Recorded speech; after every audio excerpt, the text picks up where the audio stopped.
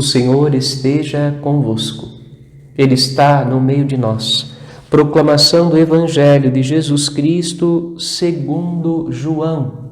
Glória a vós, Senhor.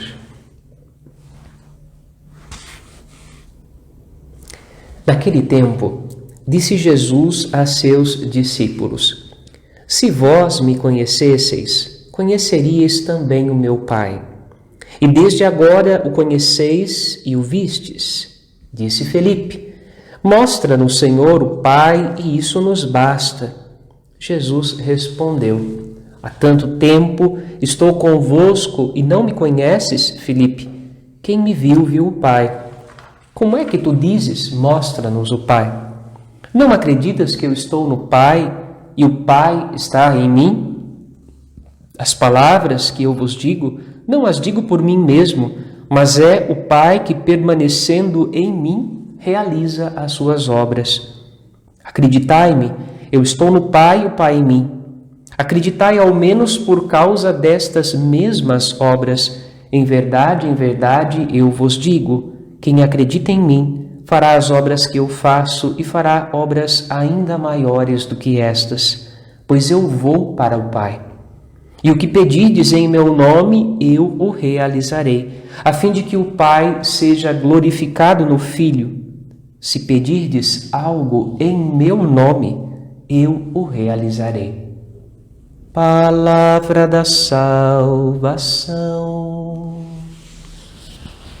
Glória a vós, Senhor. Os confins do universo contemplaram a salvação do nosso Deus. Meu irmão, minha irmã, mais uma vez uma boa tarde, uma alegria muito grande poder entrar assim na sua casa através desta transmissão. Como disse nosso arcebispo quando começou toda esta pandemia, nós pedimos licença para entrar passo a passo, discretamente, no seu lar, na sua casa, na sua família, para podermos partilhar juntos a palavra de Deus. O dom desse momento que vivemos agora é o dom da palavra partilhada.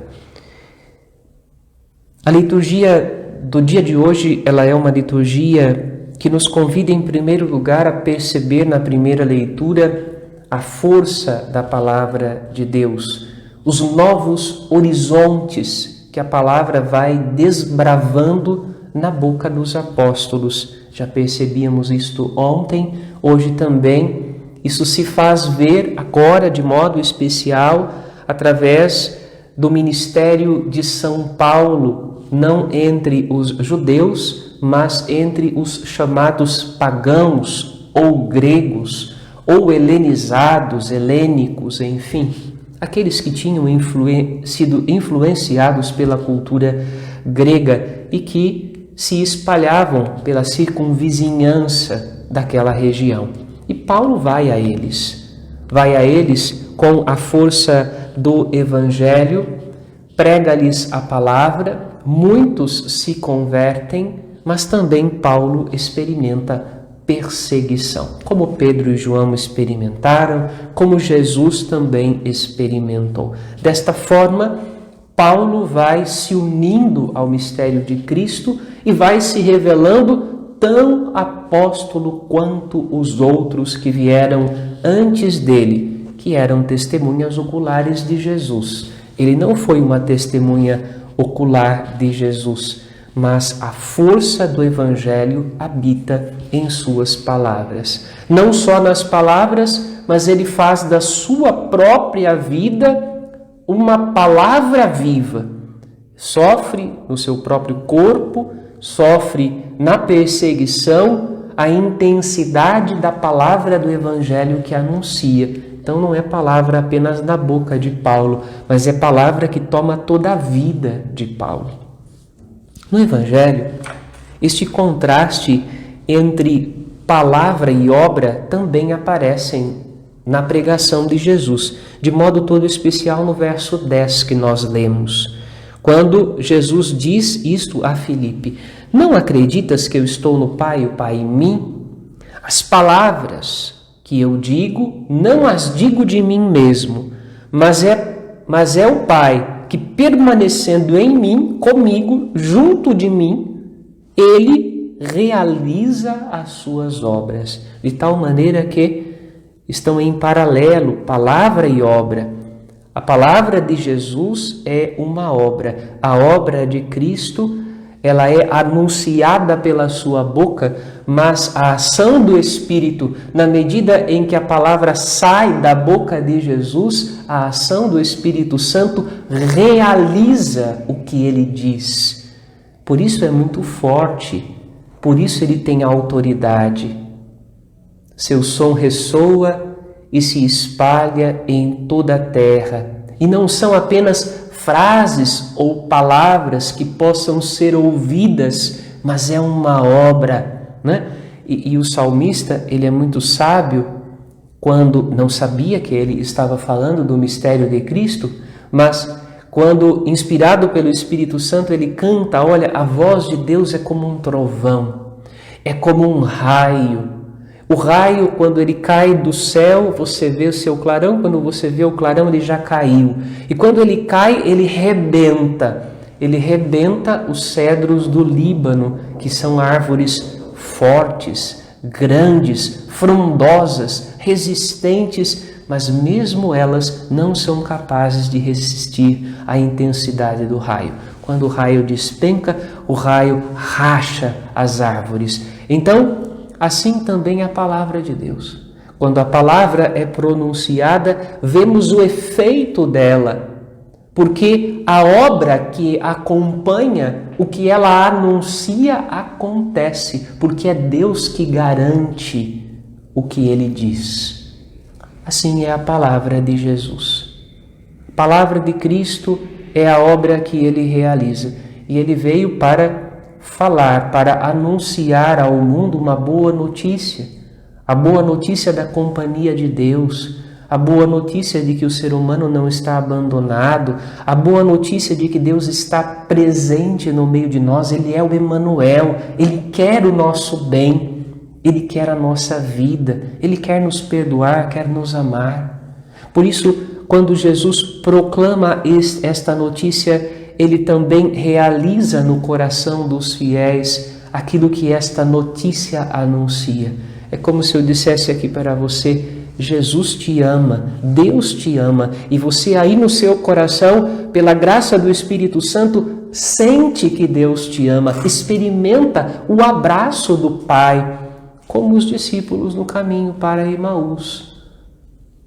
Enquanto Jesus pregava a palavra, enquanto Jesus pregava, falava sobre a sua própria vida a partir das escrituras hebraicas, o coração deles ardia. Ao mesmo tempo, eles não sabiam que era Jesus, mas o coração ardia. Então, o que Jesus comunicava pela palavra, o Espírito realizava no coração e na vida dos fiéis. Caminhando para Pentecostes, nós pedimos isto. Quando a igreja reza e pede para que o Espírito Santo renove na vida dos fiéis hoje as maravilhas do início da pregação do Evangelho, esta é a grande maravilha do início da pregação do Evangelho. A palavra pregada pela boca dos apóstolos, amparada pela efusão do Espírito Santo, que realizava no coração e na vida dos fiéis aquilo que estava sendo anunciado pelos apóstolos. Esta vitalidade da Igreja de Cristo é o que nós clamamos em Pentecostes. É o que nós clamamos nesse tempo pascal. Pedimos ao Espírito Santo: vem, Espírito Santo. Ampara a palavra pregada, ampara os gestos desta comunidade de fé que estende os braços de Cristo para a humanidade, realiza os efeitos das nossas obras. É o que nós pedimos ao Espírito Santo. Acreditamos, temos a certeza, como disse Jesus: aquilo que pedides ao Pai em meu nome, Ele vô-lo concederá. Antes, Jesus já tinha dito que o Pai é bom, que como o Pai é bom, se o seu filho pede um pedaço de pão, Ele nunca lhe daria um escorpião. Deus não deseja fazer o mal para os seus filhos. Por isso, evidentemente, não é? Jesus não está falando assim, olha, se você quer um carro, pede em meu nome que eu vou te dar o carro. Jesus está falando daquilo que diz respeito à ordem da salvação, aquilo que vai nos aproximar da presença de Deus, aquilo que vai realizar a sua obra na nossa vida. Talvez de repente seja um carro, uma bicicleta, uma moto, pode até ser isso, mas o mais importante é a vida da graça, é a vida do Espírito, é o perdão do pecado. E quando nós nos dirigimos ao Pai, em nome de Jesus, e pedimos, Pai, perdoa-nos, não sabemos o que fazemos, erramos muitas vezes tentando acertar, tem piedade de nós, salva-nos de nós mesmos, dá-nos a liberdade e a paz. Quando com esta confiança nos dirigimos a Deus, em nome de Jesus, o nosso Pai que está nos céus nos ouve bondoso e aceita a nossa prece e nos dá a sua graça, o seu perdão, a sua misericórdia e o Espírito sem medida. Pedimos então ao Senhor que nos dê esta confiança de recorrer ao seu coração em todas as nossas necessidades, mas também de modo todo especial e primeiro, evidentemente, nas necessidades que falam da nossa salvação e da nossa proximidade com Deus. Amém.